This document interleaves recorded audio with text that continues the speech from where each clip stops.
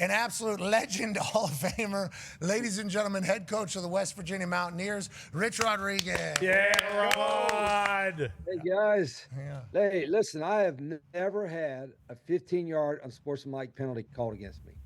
Never in 40 years. I've deserved a lot, but I never had one. I don't know what the hell happened, but I got lucky. I think that's because you're working them, Hey, that's a good call early. That's a good call early. Got to work them a little bit. Obviously, every advantage is there. Let's talk about your team this year. Stanford Steve just put out this morning his projections for the Big 12. West Virginia in the Big 12 title game. Now, yeah. You can't be doing that, man. We're trying to run a sneak attack here. We got one returning starter. I'm hoping to get a first down. I'm hoping nobody gets hurt, and we shake hands afterwards and wish each other well and all that kind of stuff. And now he's going to come out and make some bold predictions. Wow, we got to live up to that. Is that your first time seeing that? Is that your first time seeing that right there? Yeah, are you kidding me? What was this late last night or was this? I think it was this morning. Stanford Steve put it out there. So maybe the boys in the locker room haven't seen it. Well, I've always thought a lot of him, and he's really, really smart. So I hope There you go. Yeah, that's a good idea. Stanford, it's a big brain guy, obviously, naturally. But I think what he sees is you bring in Coach Trickett back to coach the offensive line. You got some studs in there that maybe in years past we hadn't been able to get. We have a quarterback seemingly that's electrifying. It does feel like vibes are high. They're not at all. Is that what you say every training camp? Feels like yes. But where do you think the West Virginia Mountaineers are right now versus maybe last year?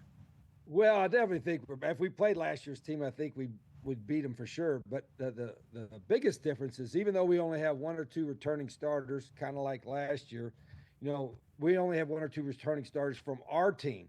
We intentionally tried to find guys, whether from Group of 5 or Group of 6 or 1AA or whatever, guys that had proven production at other places. And so they had experience, just not experience in our system. And I really like the way it fit. We went from 0 offensive linemen that had started games to having 7 or 8 that have started multiple games in their career. And that was kind of the same in every position. We went out and wanted one transfer quarterback to compete with Scotty Fox and Mike Hawkins, and he's been everything we thought he would be. And defensively, we got a bunch of no names, but our Coach Alley and our defensive staff have done a great job putting them together.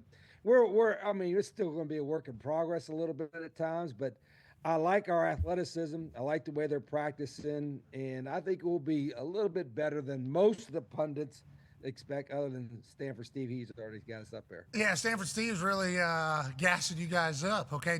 The boys in the locker room, obviously dogs only, which goes to your point there about who you brought in. I think it's 4,000 snaps on the offensive line, 13,000 snaps in total that you bring in. So obviously we saw Signetti do similar things whenever he went into Indiana, which leads to Connor's question for you, Coach. Yeah, Rod, a bunch of new guys, but do you feel like going into year 2, your kind of culture as a whole is established? People know exactly what they're getting into. The guys on the team know what they're getting into and what everything's about and what you expect out of every single person every single day?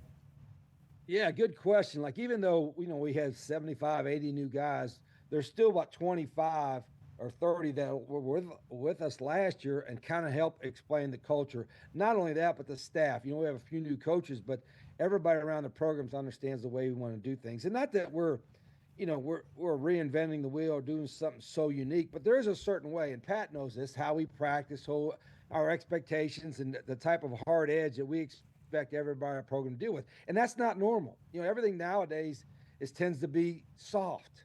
That everything wants everybody to be soft. How can I make it easy for you? And that's understand. Every parent wants things easier for their kids than they had for themselves, right? Well, we try to teach our guys, we're going to make it harder for you. So you learn to be harder, to learn how to work a little bit extra. So that'll carry with you for the rest of your life, and it'll carry in our program. And I think it's setting in. I will find out as the results in the next year or so. But, the harder edge, that we're trying to get is maybe a little more difficult nowadays than it was in the Pat McAfee days when he's playing for me. But I still think it's possible.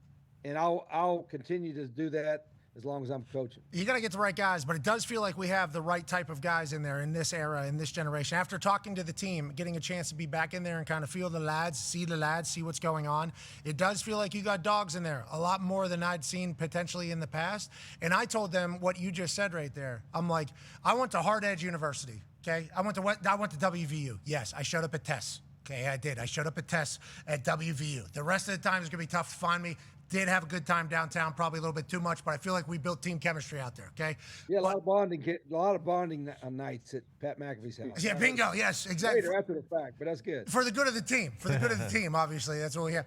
Hey, listen, I heard 5 different stories from last night. They all started at your fucking house, okay? So I need to know whatever happened, okay? So hilarious. But I did go to Hard Edge University, and I carry a lot of the things that you taught us and me through every day of my life. I think that's a big deal for this modern generation. And I think you got guys in there that don't mind it, that they kind of like it. And I think they understand the benefit of that while also getting paid, while also having a chance to go to the CFP. I mean, we're in a Big 12. There's a path to the college football playoff and win the entire national championship. It's a good place to be. I think it's a good thing, not a bad thing, that you're a little bit different than maybe some others, Rich. Yeah, and I think once they get to experience it, they like it, because nobody's immune to being coached. People have asked me, how do you coach them now that they're getting paid? I'm like, hell, you could coach them harder that they're getting paid. They got more to lose. But the good players, and AJ and everybody knows this, the good players want to be coached. But you got to know what you're talking about. And once the players know that you know what you're talking about and that everybody gets coached, everybody it has to go by the same kind of rules, they have a certain respect for each other. And I think it's harder nowadays maybe to build a team chemistry because you don't have everybody there for 4 or 5 years. So you still got to have ways for people to kind of bond. I always thought the people that go through hard stuff together makes them bond. That's why Rick Trick is such a great online coach. They go through hard stuff together, and it helps bond them. We want our whole team to experience that kind of result. Yeah, tour duty certainly did that. Summer workout certainly did that. I mean, practice just on Wednesday. Let's go back. Started over, period one. One of my favorite moves you've ever done. They had him mic'd up. Okay, they had Coach Rod mic'd up for a practice, and it was awesome. Okay, as players' perspective, it was awesome that he was mic'd up during practice. Okay, it was the amount of energy that you have to kind of spend to do that is very abnormal. So I and everybody else that ever played for you appreciate it, but it is a standard that's very hard to keep up with. I would say, and you know that, I think, now at this point. Yeah, and everybody looks at, like, even though I got a lot of really good coaches, but everybody kind of maybe evaluates film a little bit differently. I said, I'm going to be the effort coach all the time, and my standard of playing hard is probably a little bit higher than yours. So I want your coaches playing hard standard to be the same as mine. I want the players all to be the same. And sometimes they don't even realize it. Players, they don't think they're loafing when they are loafing. And, there were times last year where it's like, golly, they almost made me want to puke, that they didn't even realize they were loafing. And so that every year, that's going to get a little bit better, a little bit better, a little bit better. But I don't have the patience to wait another year or two. Hell, we got to get it done now. Amen. So, coaching effort. People say you shouldn't have to coach effort at this level, whatever. You still do. I still think that's part of what we do, and probably it's the most important thing that we do as coaches every day with our guys. AJ has the last question for you here, Coach. Yes, Coach, a follow-up on that effort situation. Do you show them clips of maybe how it's done from teams in the past? Like, how do you coach? I think that as a person that coaches young kids and helping out coach different football teams, you assume everybody knows how to play hard, but they don't. You kind of have to show them the standard. Yeah, I like to show them some of our current players when they do that. Unfortunately, I'll probably show it more times when they don't do it. Oh, yeah. And they have to point out examples, say, do you think you're playing hard? Because sometimes guys don't even realize it. So I probably need to be more positive than I am, but because the negative kind of stands out to me, and I want to get that corrected right away. And because I took a whole meeting yesterday and showed 20 of the dumbest plays in the history of college football.